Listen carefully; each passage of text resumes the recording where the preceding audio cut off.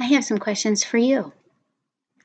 First of all, in your unique situation, your unique cross-cultural risk situation at this time in world history, what does living out God's kingdom look like for you?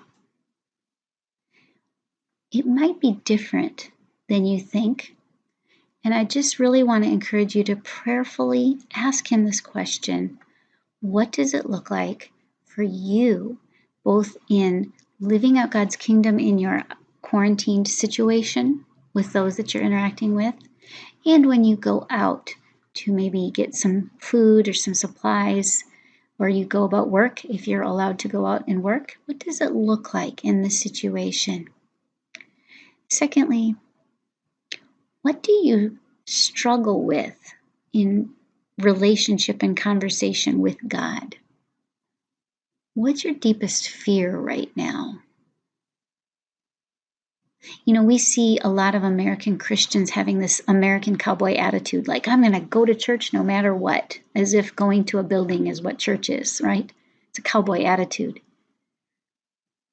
The real fear there is if I don't go, I'm not spiritual, right? It's kind of all ego-driven. It's not really serving God's kingdom. What is your sacred question at this time that you have of God? And this is an important question to sit with. You may not even realize what your question is. These sacred questions are questions that we don't want to write home to our supporters about because we're too embarrassed. What's your question of God? Which character quality of God do you have the hardest time trusting right now in the COVID-19 pandemic? That's my question for you, is what is your sacred question of God? The third question I have for you is, what is the meaning of this for you? I am well aware that most workers did not sign up to risk their lives in the case of a virus pandemic, right?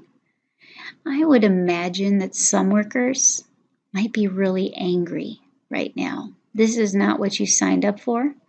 It's not what you want to risk your life for. And I get that. But just remember, underneath all anger is fear. What's your core fear? Because God has placed you specifically in your cross-cultural situation right now for a reason, both for your transformation and for the transformation of the culture around you that He wants transformed.